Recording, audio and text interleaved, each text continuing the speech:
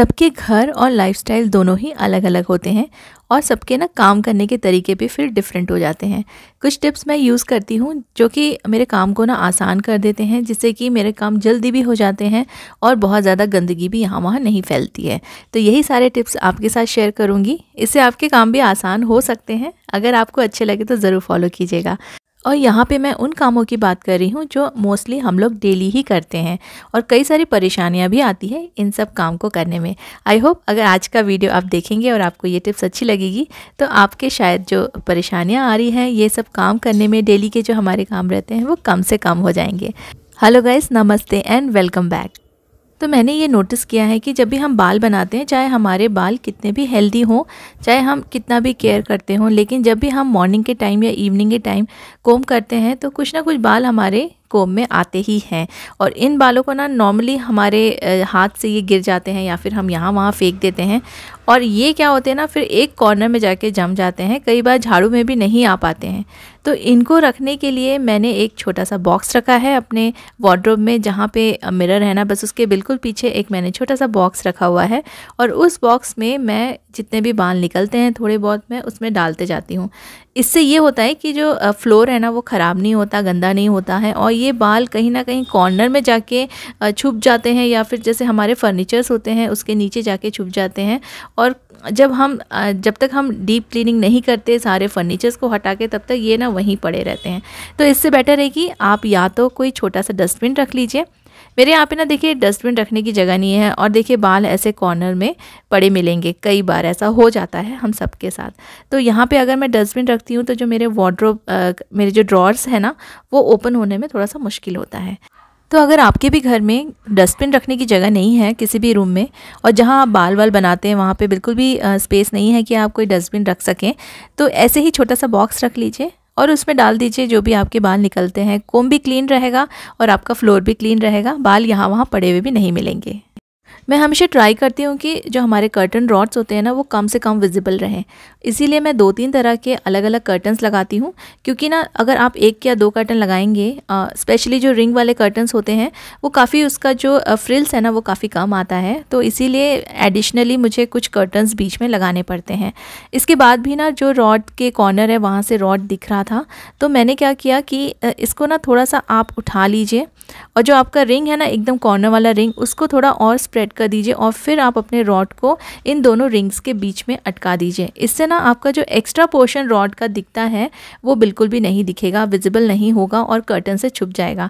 और ऐसे में एक और अच्छी चीज़ होती है कि जो हमारे कर्टन्स होते हैं ना वो बहुत ज़्यादा अंदर के साइड नहीं जाते हैं। आप कितना भी खींचे ना कर्टन, फिर वो रॉड का जो कॉर्नर है उसमें अटक जाएंगे और फिर अंदर की तरफ नहीं जाएंगे। इससे आपका रॉड भी विजिबल नहीं होगा, कर्टन्स भी जगह पे रहेंगे। बहुत ही सिंपल सा तरीका है, इसमें आपको कुछ भी नहीं करना है, एक्स्ट्रा कुछ भी आपको इसमें खर्चा नहीं करना है और बहुत ही आसान है। बस आपको रिंग वाले कर्टन्स अगर आप यूज़ करते हैं तो आप ये वाला हैक ज़रूर ट्राई कीजिए। किचन में ना ऐसे कई सारे सामान मिल जाते हैं जो कि हम यूज़ भी नहीं करते हैं और नॉर्मली वो ऐसे ही हम कहीं ना कहीं उसे रख देते हैं। मेरे पास ना बहुत सारी ऐसी बॉटल्स हैं जिनके लिड तो ख़राब हो गए हैं, टूट गए हैं। कुछ कॉफ़ी की बॉटल्स हैं, कुछ ऐसे जैम की बॉटल्स हैं और कुछ ऐसी बॉटल्स हैं जो मैंने अमेज़ॉन से ली थी, लेकिन वो मुझे बहुत ज़्यादा यूज़फुल नहीं लगी क्योंकि ना वो स्पेस ज़्यादा ले लेती है और पूरी तरीके से स्पेस को कवर भी नहीं करते हैं और उससे ना काफ़ी सारा स्पेस भी मेरा वेस्ट हो जाता है। इनके लिड भी ख़राब हो गए हैं, तो इनको मैं डेकोरेशन के लिए यूज़ करूँगी। बहुत सारे महंगे महंगे सामान हम लोग ले लेते हैं अपने लिविंग रूम, बेडरूम को सजाने के लिए। आप ऐसे खाली बॉटल्स यूज़ कीजिए, बहुत ही सिंपल तरीके से आपका जो घर है वो सज भी जाएगा, सुंदर भी दिखेगा और बिल्कुल कॉस्ट फ्रेंडली रहेगा। तो मैंने यहाँ पे मनी प्लांट यूज़ करी हूँ। जो भी प्लांट मेरे घर में लगे हुए हैं टेरेस में तो उनकी मैं कटिंग्स ला लेती हूँ और यहाँ पे ना मैंने वाइट स्टोन्स डाल दिए हैं बॉटल में, थोड़ा और अच्छा दिखेगा। कुछ बॉटल्स में मैंने ऐसे ही जूट के कपड़े डाल दिए हैं और उसमें मैं एक बैटरी वाला जो कैंडल आता है वो लगा दूँगी। इससे देखिए, और मैंने इनको एक साथ रख दिया है, अलग अलग भी रख सकते हैं।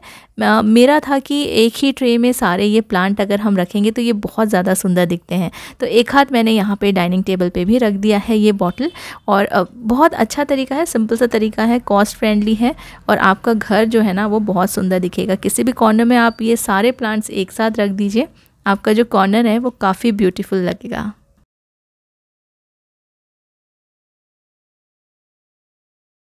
किचन में वैसे भी हमें बहुत सारे काम होते हैं और दिन भर भी ना कम पड़ जाता है।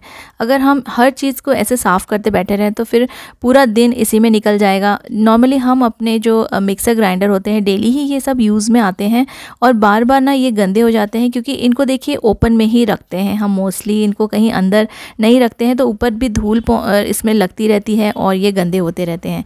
तो इसके लिए ना मैंने इसको क्लिंग फिल्म से कवर कर दिया है और इसका जो नॉब है उस वाले पोर्शन को मैं कट कर दूंगी और देखिए ये आराम से फिर काम भी करेगा और ये बार बार गंदा नहीं होगा, क्योंकि ओपन शेल्फ में रखते हैं तो धूल पड़ती है तो इसलिए गंदे भी हो जाते हैं और कई बार ना खाने के छींटे पड़ते हैं और वो साफ़ करो तो बहुत ज़्यादा टाइम लग जाता है। तो क्लिंग फिल्म लगा के रखिए, आपका जो मिक्सर है वो गंदा नहीं होगा और कुछ इसमें थोड़ा बहुत गिर भी गया तो इसको आसान होगा साफ़ करने में।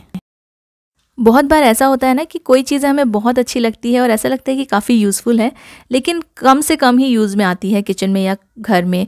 तो मैंने ना ये वाला एक स्पैचुला लिया था, ये मोस्टली नूडल्स के लिए यूज़ किया जाता है, लेकिन मुझे नूडल्स बनाते समय भी ये बहुत ज़्यादा यूज़फुल नहीं लगा, क्योंकि नूडल्स इसमें फिर चिपक जाते हैं। तो मैंने इसे ऐसे यूज़ कर लिया है सिजर्स रखने के लिए, क्योंकि ये यहाँ पे मैंने इसको हैंग करके रखा ही था, तो मैंने उसमें दोनों सिजर्स भी डाल दिए हैं। तो ये एक तरह से मैंने इसे ऑर्गेनाइज़र की तरह यूज़ कर लिया है। कभी कभी सडनली गेस्ट आने वाले होते हैं और समझ में नहीं आता है कि कटलरीज़ और जो स्पून्स वगैरह है ना वो उनको किस तरह से हम टेबल पे रखें कि अच्छे भी दिखें और ये लेने में भी आसानी हो। और इनको रखने के लिए कई बार हमारे पास कोई ऑर्गेनाइज़र भी अवेलेबल नहीं होता है, तो बस सिंपली कोई भी कांच का ग्लास ले लीजिए या कोई भी सुंदर सा वाज भी ले सकते हैं आप, फ्लावर वाज भी यूज़ कर सकते हैं, लेकिन बहुत ज़्यादा हाइट का ना हो। और उसके अंदर आप इस तरह से एक नैपकिन लगा दीजिए और उसके बाद आप अपने स्पून्स एंड फोक्स जो भी आपको अरेंज करके रखना है आप इसमें रख सकते हैं। और जल्दी जल्दी में अगर आपको ये सब तैयारी करनी है तो इसको आप आराम से यूज़ कर सकते हैं, बिल्कुल इसमें टाइम नहीं लगेगा और अचानक से आए हुए गेस्ट को भी ना ये बहुत ही अच्छा लगेगा ये जो अरेंजमेंट आपने किया है।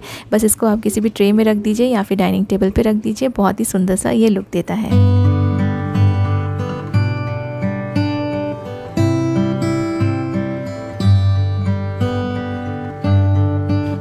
और कटलरीज़ के साथ साथ आप अपने जो टेबल नैपकिन्स होते हैं वो भी आप इसमें रख सकते हैं।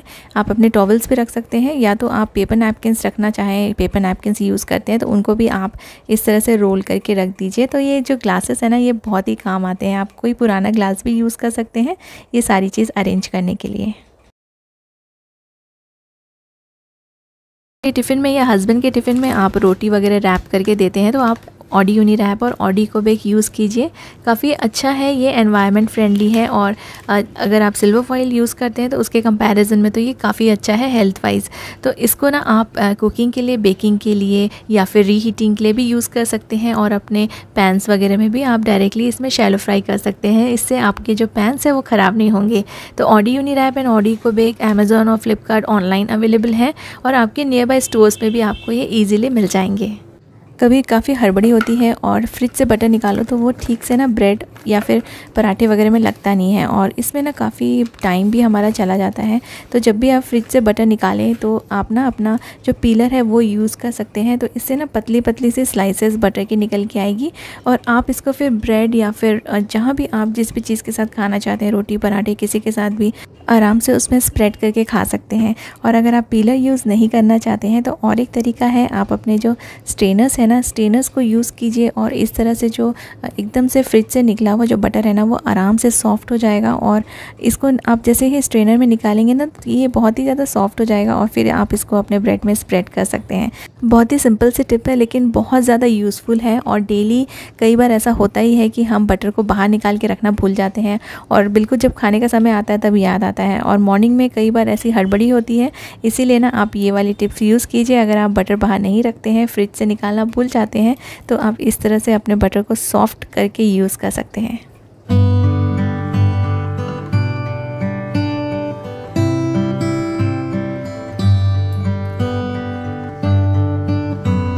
बटर को जो आप रैपर से निकाल लेते हैं ना तो रैपर फेंकिए मत, रैपर को आप ऐसे ही फोल्ड करके अपने फ्रीज़र में रख लीजिए और जब भी आप कोई बेकिंग वगैरह करते हैं तो ये ना बहुत सारा बटर इसमें लगा हुआ रहता है और इसको आप फिर बेकिंग ट्रे में लगा सकते हैं और पूरा का पूरा बटर भी यूटिलाइज़ हो जाएगा और इससे आपका जो बेकिंग ट्रे है ना वो आराम से ग्रीस भी हो जाएगा।